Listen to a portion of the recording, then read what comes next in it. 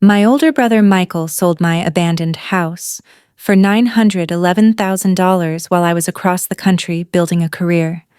And the most satisfying moment of my life was watching the color drain from his face when I calmly revealed that his entire illegal transaction was about to come crashing down, and that federal agents were on their way.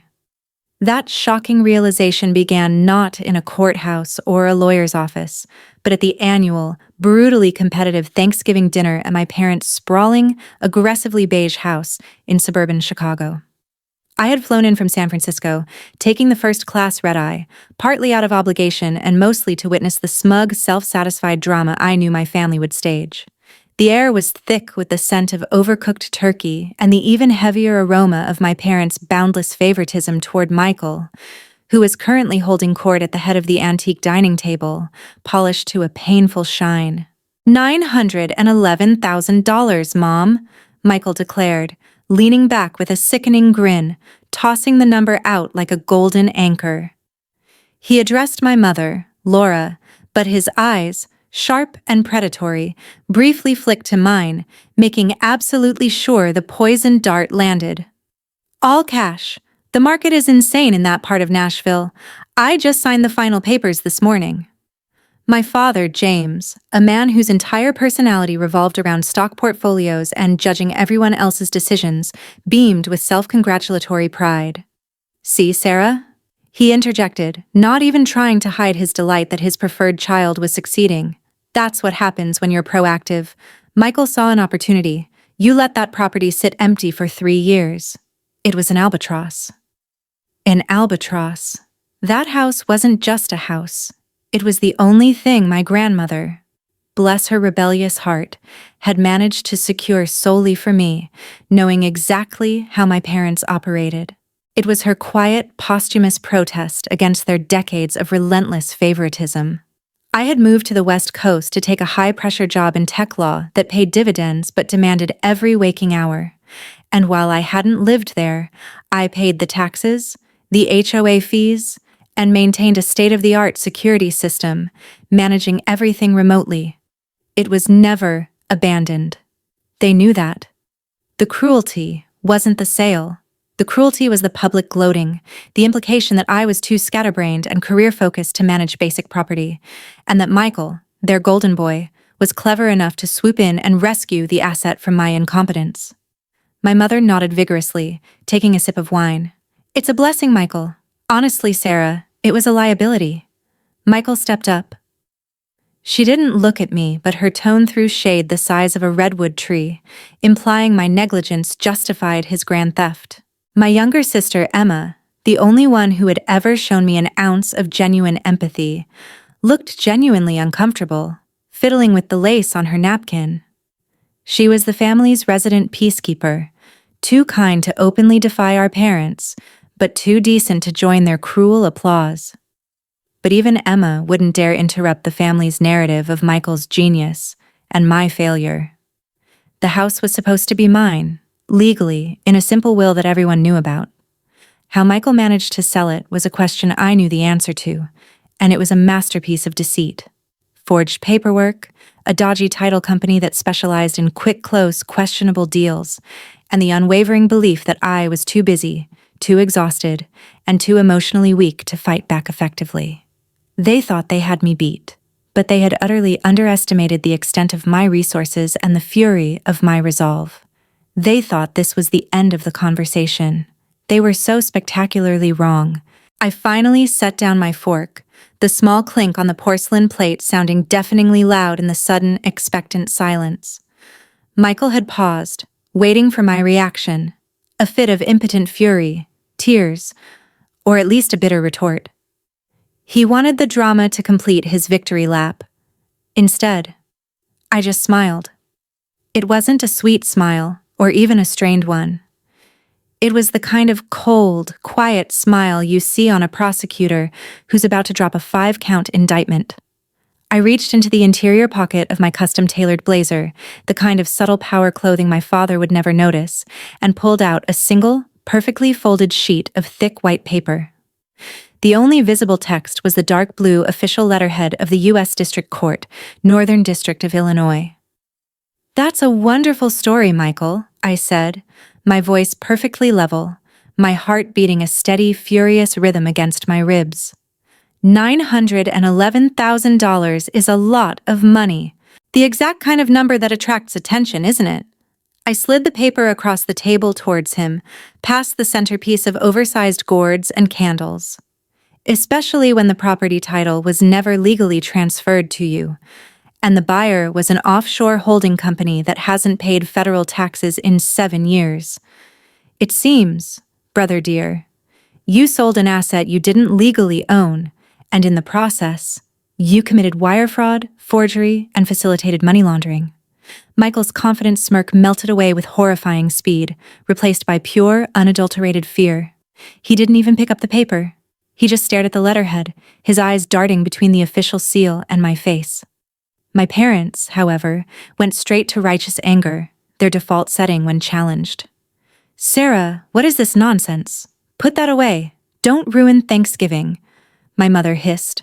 Her eyes narrowed, already calculating the social damage. My father just looked confused, but then his face hardened into his corporate executive frown. "You always have to make a scene, don't you? Can't you just be happy for your brother's success?" I leaned forward, dropping the final bombshell that solidified the hook. "I'm delighted for Michael, Dad. Because I'm not the one who signed the deed, and I'm not the one who now has the SEC, the IRS, and the FBI interested in the $911K sitting in a suspicious account that was used to facilitate the fraudulent sale of my property." My gaze locked onto Michael, who was turning a shade of sickly green, already contemplating the federal sentencing guidelines. "You thought I was too busy with my high-tech job to check the Nashville property records. You thought I was too weak to fight. You thought you'd won. But I was playing chess while you were playing checkers, Michael. And that, my dear family, is just the opening move."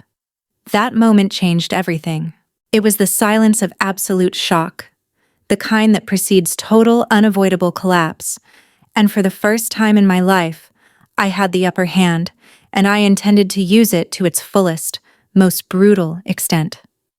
The sheer audacity of Michael's move and the sickening viciousness of my parents' open support wasn't a random act. It was merely the climax of a toxic dynamic that had defined my life. Growing up in the affluent, meticulously landscaped suburbs outside Chicago, a world of private schools, tailored lawns, and competitive achievements, the Thompson family narrative was always simple. Michael was the promise, and I was the accessory. He was the golden retriever, all swagger, enthusiasm, and attention-grabbing antics. I was the sleek, quiet black cat, observing and calculating from the shadows. My parents, James and Laura, invested everything, their time, their money, their emotional energy, in cultivating Michael's mediocre talent.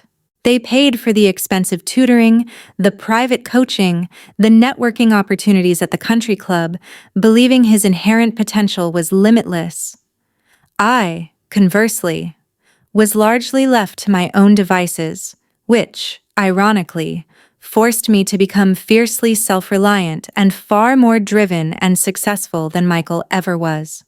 While he majored in marketing and mostly majored in beer pong at a state university in Iowa, I quietly double-majored in economics and pre-law at Columbia, graduating summa cum laude with scholarships I earned myself through sheer relentless grit. My parents treated my academic success not as a point of pride, but as a lucky distraction that kept me from bothering them or demanding resources they felt Michael needed more. "Sarah's smart. She'll always land on her feet. But Michael has charisma and needs a safety net," my father would always say, throwing subtle shade that stung like 1,000 paper cuts, minimizing my achievements to justify their endless devotion to him. The Nashville house was the one exception, my grandmother Lillian's silent, beautiful legacy. She was the only person in the family who truly saw me, recognizing the quiet fighter and the intellectual rigor I possessed. She had been a lawyer herself, a sharp, independent woman who moved to the South in the 1970s just to escape the stifling conformity of Chicago society. When she passed away 8 years ago, she specifically willed her quaint but valuable bungalow directly to me, bypassing the complex family trust and the rest of the heirs. She knew, as I did, that I was the one who consistently visited her in Tennessee, who took care of her bills, who managed her affairs with a clear head. Not Michael, who only showed up when he thought she was giving out cash. The house was more than an asset. It was my emotional anchor, a tangible piece of evidence that I was valued by someone in my lineage. 3 years ago, I took a job as an in-house counsel for a major tech firm in San Francisco, an opportunity that was the culmination of a decade of grinding through law school and climbing the corporate ladder. The move was necessary for my career ascent, but I always maintained the Nashville property meticulously, paying the property taxes and ensuring the security system was up to date. The moment I left, Michael and my parents started referring to it as Sarah's little abandoned project. It was their way of justifying their eventual theft. If I cared enough, I would be there. Their cruel narrative had to make room for their greedy actions. The depth of the betrayal came to light 6 weeks before that disastrous Thanksgiving dinner. I was sitting in my open-plan office in the Mission District, overlooking the bustle of San Francisco, reviewing compliance documents for a new corporate real estate acquisition, the kind of complex multi-state deal that Michael couldn't even spell, when a routine Google alert popped up. It wasn't for my name, but for the specific Nashville property address. The alert flagged a newly recorded quitclaim deed transferring ownership from Sarah Elizabeth Thompson, me, to Michael Robert Thompson, my brother, had been filed, immediately followed by a sale deed transferring it from Michael to Suncoast Global Holdings, LLC. The price tag was redacted in the public record, but the sheer speed of the dual transactions, filed and sold within 72 hours, reeked of panic, fraud, and a desperate rush to monetize an illegal act. My blood ran cold, but the shock quickly solidified into a focused, icy resolve. Michael didn't just steal my house. He used my identity to forge a legal document and then used that document to commit a huge financial transaction, which, in the eyes of the law, was not just civil theft, but a serious federal felony. My first call wasn't to Michael, or even to my mother, which was my usual, if regrettable, emotional fallback.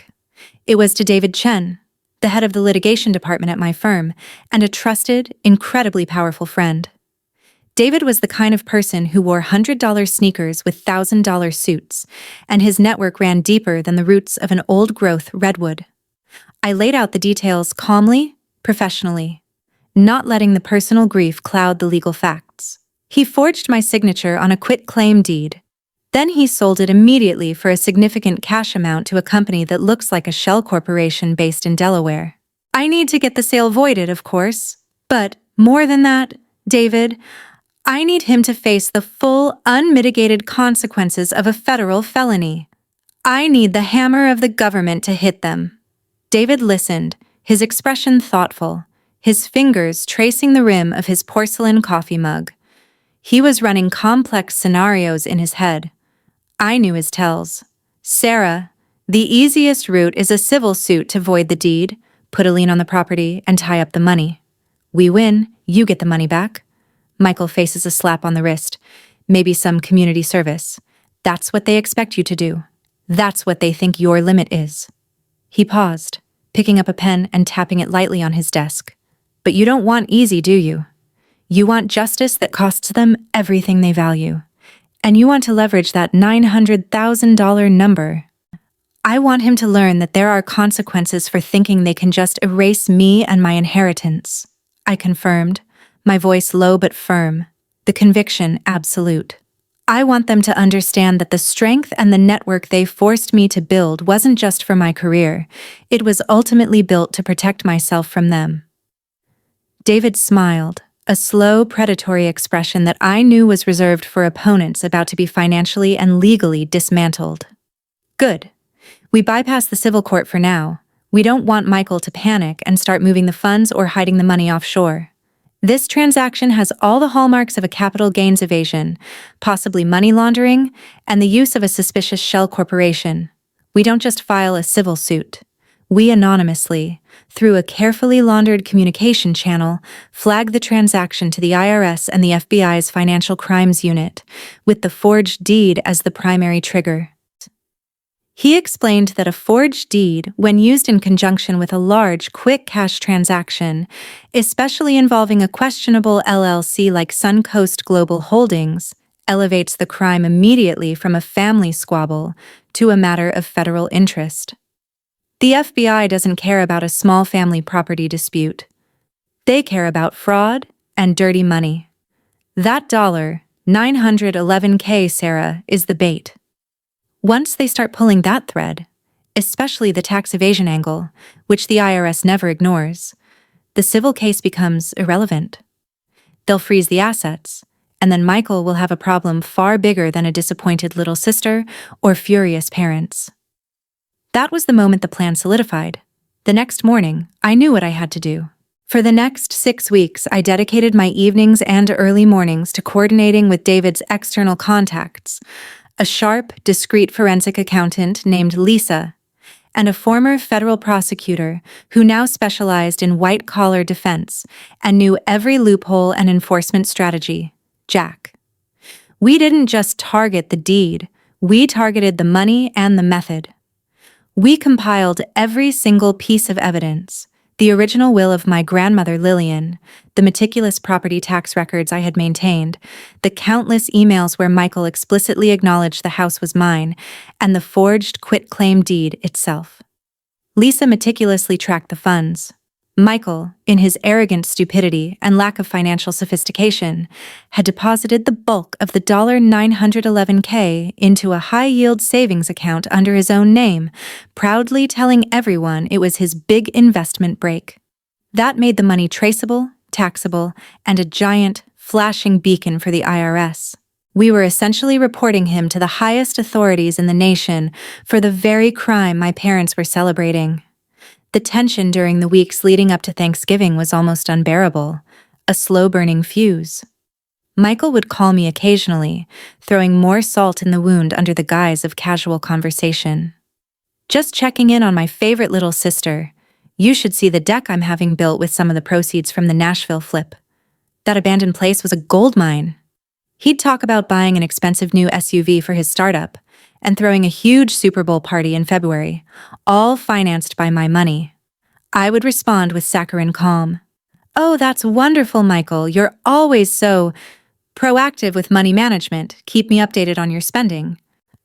I was a ticking time bomb, but outwardly, I was serene, focusing on my high-stress job, attending happy hour with colleagues in the financial district, laughing at jokes about venture capital and stock options.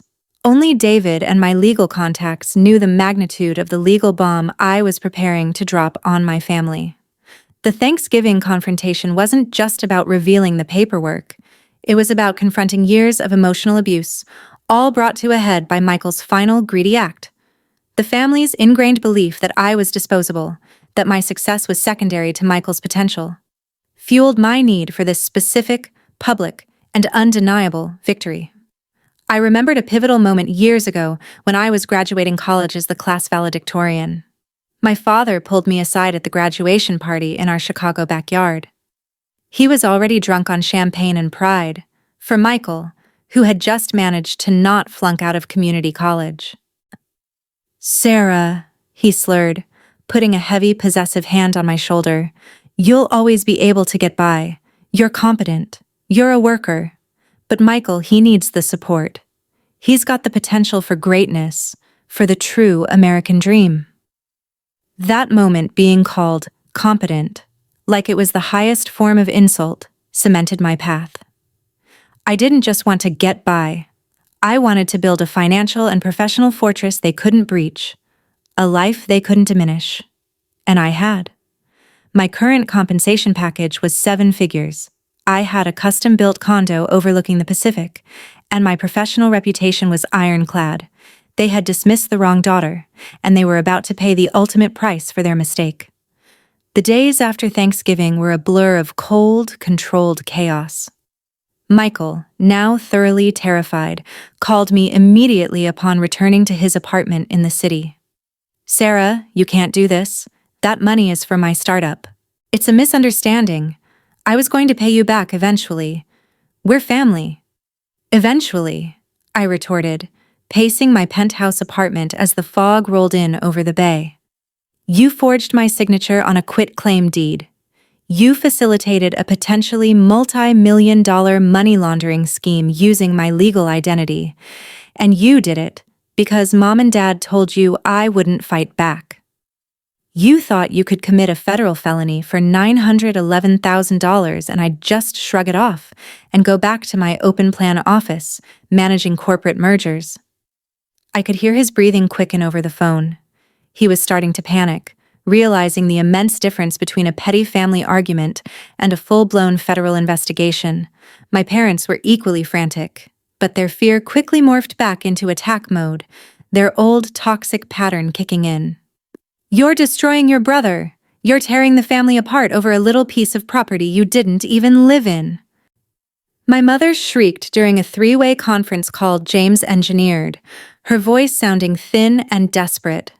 "A little piece of property that Michael sold illegally for almost $1 million after forging my name," I corrected her, my voice unnervingly calm, the sound of her desperation only strengthening my resolve.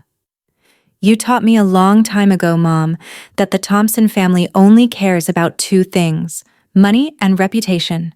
I learned that lesson well. Michael used forgery to get money. I used my legal power and the IRS's jurisdiction to get justice." I had no need to shout. Their panic was loud enough, echoing my power. I reminded them that by knowingly benefiting from and even boasting about the fraudulent sale, they were accessories to the crime, at least in the court of the public opinion, and certainly in the eyes of my legal team. The only person I spared in my fury was Emma. When she called, her voice quiet and tearful, I simply told her, "I'm not doing this to hurt you, Em. I'm doing this to stop the cycle, and I'm doing it the only way they'll ever understand. Financially, with overwhelming legal force." The real fun began 2 weeks later, exactly on Black Friday, when Michael was supposed to be out buying himself a new flat-screen TV with his ill-gotten gains. Instead, he received the first official, terse letter from the Internal Revenue Service, followed quickly by a freezing injunction on the $911K from the U.S. Attorney's Office. The letter wasn't initially about the forged deed. It was about the missing capital gains tax on the sudden, large, unreported income, which was exactly the precise, cold thread David and I had asked the feds to pull. Michael had claimed ignorance of the tax implications, of course, but the latent wire fraud and forgery charges tied to the forged deed made his defense look like a joke. He had to hire a defense attorney specializing in complex white-collar crime, and suddenly, my father's precious stock portfolio, the one he always managed to brag about at family potlucks, was being liquidated to pay the enormous legal fees. The irony of this was the sweetest revenge of all. My father, who had always measured my worth in my earnings and his son's potential, was now draining his retirement fund to save his son from the very crime he had proudly celebrated. I flew back to Chicago 3 weeks later for a final meeting, ostensibly to discuss a settlement, though I knew what the outcome would be: total capitulation. We met at a sterile, intimidating downtown law office, chosen specifically for its neutral but imposing atmosphere. Michael, James, and Laura sat on one side, pale, defeated, and smelling faintly of desperation. Michael's court-appointed attorney, a perpetually sweating man named Mr. Peterson, looked terrified, clearly overwhelmed by the federal jurisdiction of the case. David and Jack, my white-collar specialist, sat next to me, radiating quiet confidence and power. "Sarah, we can settle this," Mr. Peterson started, shuffling his papers. "Michael will give you the full $911,000 back, plus compound interest. We'll cover your legal fees. We just need you to sign an affidavit stating this was a misunderstanding or a family dispute, and tell the IRS and the U.S. attorney to back off. We can get them to drop the federal charges." I cut him off, my eyes locked not on the nervous attorney but on my father's face. James Thompson, the man who taught me about American exceptionalism and the rule of law, was now pleading for my mercy against that very system. That's not going to happen, Mr. Peterson. You don't get to forge a federal document, commit wire fraud, and walk away with a refund and a handshake. The $911,000 is frozen, pending the resolution of the federal investigation. It is now property of the U.S. government, subject to seizure. It's no longer negotiable. I leaned forward, resting my hands on the mahogany table. I don't want the money, Dad. The money, the house, it was just the instrument of your contempt. I want the justice, and I want Michael to face the consequences of his actions. I want him to know that when he tried to erase my legacy, he ended his own professional future. Michael finally broke, burying his face in his hands, muttering something about his life being over, his startup dreams shattered. My mother looked at me, not with her usual petty rage, but with a dawning, total horror. She wasn't horrified by Michael's crime. She was horrified by my power, by the fact that I had become someone they couldn't control. "You won't have a family left, Sarah," she whispered, a last, desperate, pathetic, emotional blackmail attempt. "I haven't had a family since I was 10, Mom. I've had an audience that applauded Michael and minimized me. I built my own family in San Francisco, a network of professionals and friends who actually value my worth. And that's why I have David and Jack here, two of the sharpest legal minds on the West Coast, and Michael has an overworked attorney from the city. You messed with the wrong daughter, and now, game over." I then stood up, signaling the absolute end of the meeting. "I'll have my legal team send you the final statement of claims. We're seeking the return of the Nashville property, clear title, and civil damages for emotional distress and the costs associated with clearing the federal mess Michael created. But the federal investigation into Michael's crimes will proceed independently. I will not interfere, and I will not testify on his behalf." With that, David and I walked out, leaving the wreckage of their arrogance behind us in that cold, silent room, a victory so profound it didn't require a single shout. That quiet, controlled victory in the lawyer's office was deeply satisfying, a perfect distillation of years of built-up frustration, but it wasn't the final crescendo. The true climax, the absolute, undeniable payoff that sealed Michael's fate and my freedom, came 3 weeks before Christmas, during what was supposed to be the family's annual holiday potluck. Another meticulously choreographed performance of familial perfection and Michael's thinly veiled superiority. I wasn't there. I was strategically positioned on a video call with Emma from my San Francisco office, ostensibly talking about her son's school application. But really, I was waiting. The phone was propped up on my desk, the camera capturing my own serene expression and the glittering lights of the Bay Bridge outside my window. A subtle display of my new, untouchable reality. Emma, in their Chicago living room, was visibly nervous, her eyes constantly darting toward the front door. James and Laura were in the kitchen, loudly discussing their rapidly shrinking retirement accounts and blaming me for their sudden fiscal crisis. Michael was in the den, on a seemingly endless loop of hushed, desperate phone calls with Mr. Peterson. I had known the day and the general time. Jack, my former federal prosecutor contact, had given David a heads up that the feds, armed with irrefutable evidence of the fraudulent deed and the suspicious shell company transaction, were finally ready to move beyond freezing assets to executing a search warrant and making an arrest.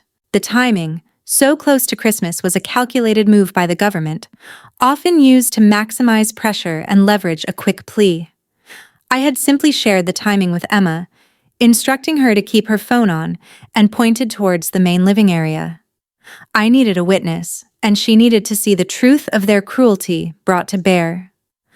"They're talking about how they might have to sell the boat, the cabin in Napa Valley, and even the Lexus SUV to cover the rest of Michael's initial retainer," Emma whispered into the phone, her voice tight with a mixture of pity and terror. "Dad is absolutely furious. He keeps saying you've ruined Michael's future. But I saw the deed, Sarah. I saw the signature. It's obviously forged. He doesn't even realize he's implicated himself by trying to help Michael cover it up." I just nodded, letting her words sink in, knowing that her acknowledgement of the injustice was a small but crucial personal victory for me.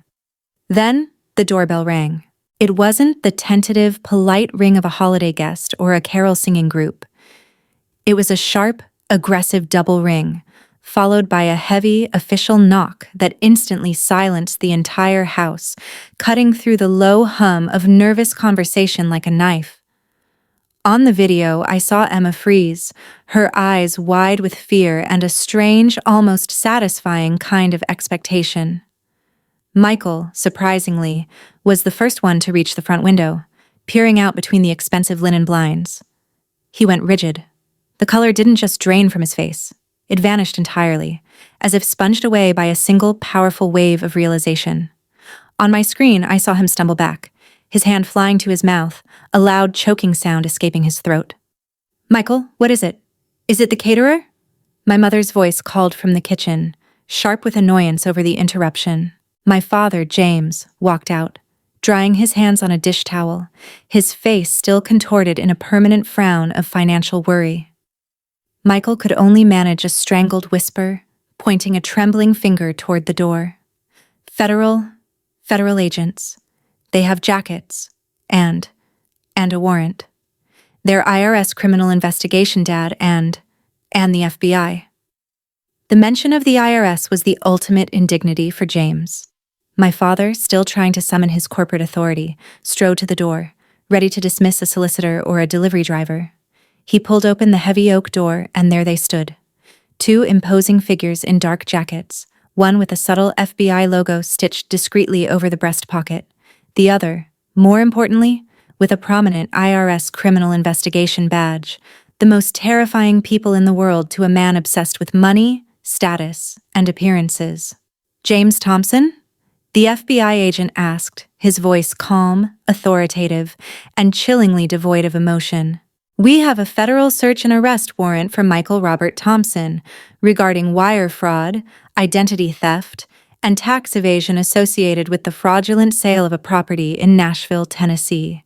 We also have a subpoena for all financial records and correspondence related to Suncoast Global Holdings, LLC."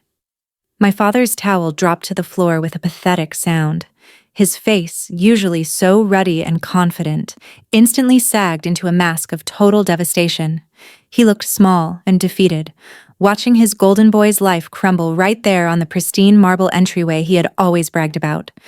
Michael, seeing his fate realized, literally collapsed, sinking to his knees on the carpet, whispering, "No, no, no," like a meaningless, shattered mantra. My mother rushed out of the kitchen, her mouth forming a silent scream as she took in the horrific scene, the agents, the warrant, and Michael, who she had always assured was above consequence, brought low by his own unforgivable greed. I watched it all on my screen, a silent, powerful witness to the justice I had meticulously engineered. I had used my expertise, my vast resources, and my powerful legal network not just to file a lawsuit, but to trigger a system of consequences they couldn't bribe or lie their way out of. That was the profound, intelligent revenge. I didn't want their money. I wanted their narrative of superiority and entitlement to be demolished by the full weight of the federal law, publicly and irrevocably. I gently pressed the button to disconnect the video call with Emma. There was nothing more to see, only the inevitable consequences to play out. The house, the money, the family's carefully constructed reputation. It was all gone. Michael faced years of agonizing legal battles. The $911K was seized and tied up in federal forfeiture proceedings, and my parents' pride and substantial financial stability were in ruins, having spent a devastating amount on legal defense for a case they could not win.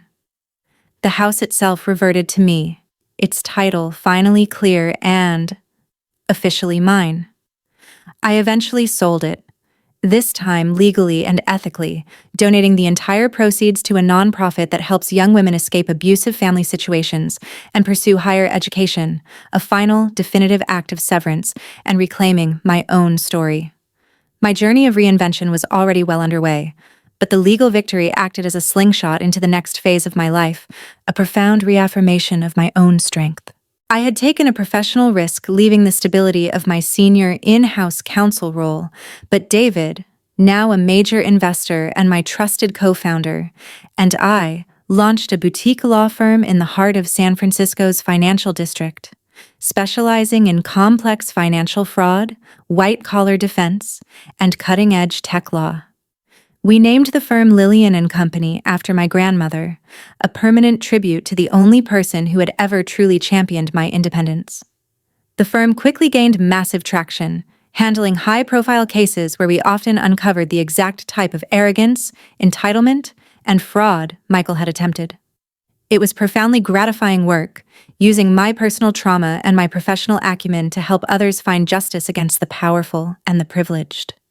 My life had become a direct, powerful rebuttal to my father's old slight. I embraced my personal independence fully, leaving the claustrophobic confines of my former life far behind.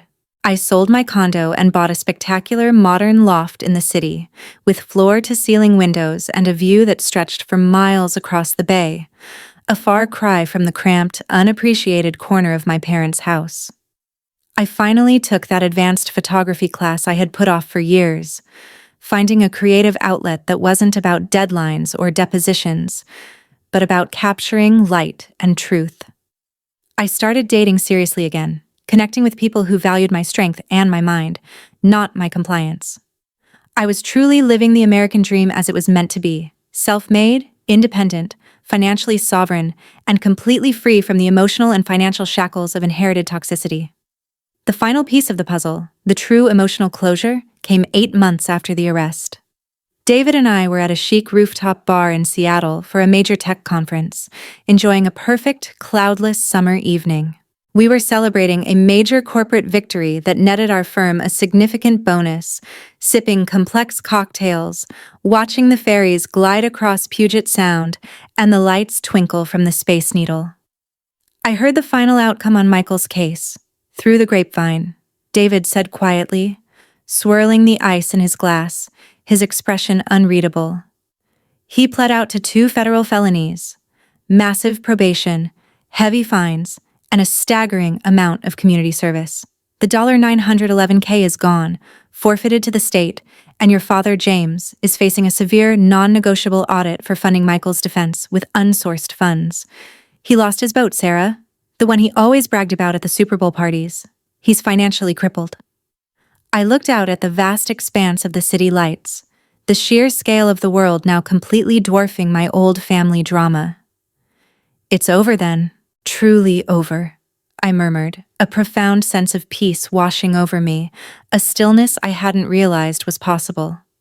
It's over, David agreed, clinking his glass against mine. But I'll tell you, Sarah, watching the look on your face when you dropped that first piece of paper on the dining table, that was the best moment. You went from the invisible daughter to the executioner in 3 seconds flat, and you never once lost your cool. You had the ultimate plot twist. They confused my quiet efficiency for weakness and my silence for ignorance, I reflected, a slight, knowing smile touching my lips. They thought because I didn't shout, I wasn't listening. They thought I was always going to pick up the pieces for them, that I would prioritize the family name over my own justice. But the truth is, I realized a long time ago that they weren't my responsibility. They were my first, most personal case study in toxic power dynamics. And I decided to apply my full professional weight and network to the problem, using the very laws they boasted about to dismantle their empire of lies. I took a final deep breath of the cool Pacific air, feeling the crispness of the freedom I had earned.